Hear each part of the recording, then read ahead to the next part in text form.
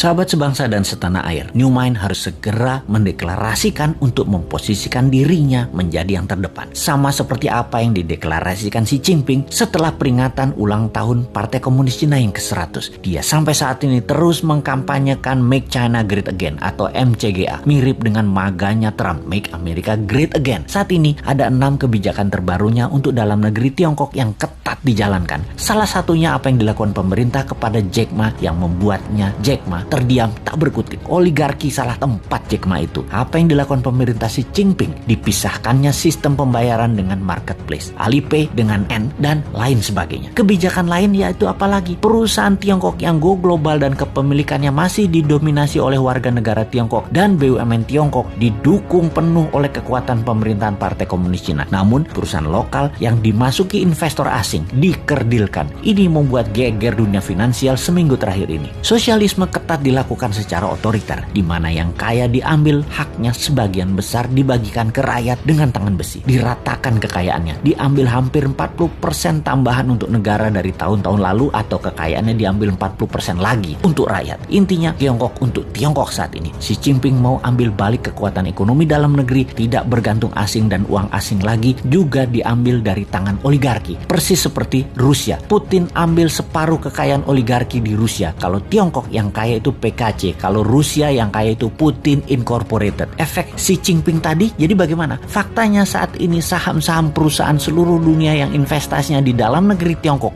merah semua warnanya dalam seminggu ini. Dunia keuangan seluruh dunia panik. Aksi Xi Jinping ini cukup mengagetkan dunia, karena kalau Tiongkok mau, ternyata Wall Street jangan-jangan bisa kolaps. Hal ini udah ada di benak banyak pengamat. Mereka pengagum Amerika saja yang taat buta tidak melihat bahwa Tiongkok sekarang sudah banyak keunggulannya terhadap Amerika, termasuk sektor keuangan. Karena apa? Karena negaranya otoritarian yang dapat pemimpin yang bagus. Kita sebentar belok diskusinya tentang otoritarian dan demokrasi. Kalau kita dagang ada yang namanya upside dan downside. Dalam bernegara juga ada yang namanya upside dan downside. Di negara otoritarian, kalau dapat pemimpin yang jahat, egois, bengis, maka downside-nya banyak banget kepada bangsa dan negaranya. Kalau dapat pemimpin yang bagus, pro rakyat seperti Xi Jinping, Erdogan, Putin, Lee Kuan Yew, maka upside-nya untuk bangsa dan negaranya banyak. Di negara demokrasi, kalau dapat pemimpin jelek, downside-nya jelek walau tidak sejelek pemimpin otoritarian buruk. Kalau dapat pemimpin bagus di demokrasi, upside-nya tidak terlalu banyak juga. Nggak heran banyak negara walaupun demokrasi namun gaya pemimpinannya pengen otoritarian, berkuasa penuh. Seperti di negara tetangga, kalau aja para pemimpinnya bagus, sudah jadi negara superpower tuh dalam 20 tahun. Tapi faktanya memble, walaupun sudah otoritarian. Jadi apa dong jenis penguasanya? Ya udah tahu sendiri kan ya. Kembali ke Make China Great Again yang mengutamakan kepentingan dalam negeri dan mengutamakan keuntungan Tiongkok di luar negeri menjadi mesin perang baru, persis seperti maganya Trump. Ayo New Mind segera mendeklarasikan MIGA,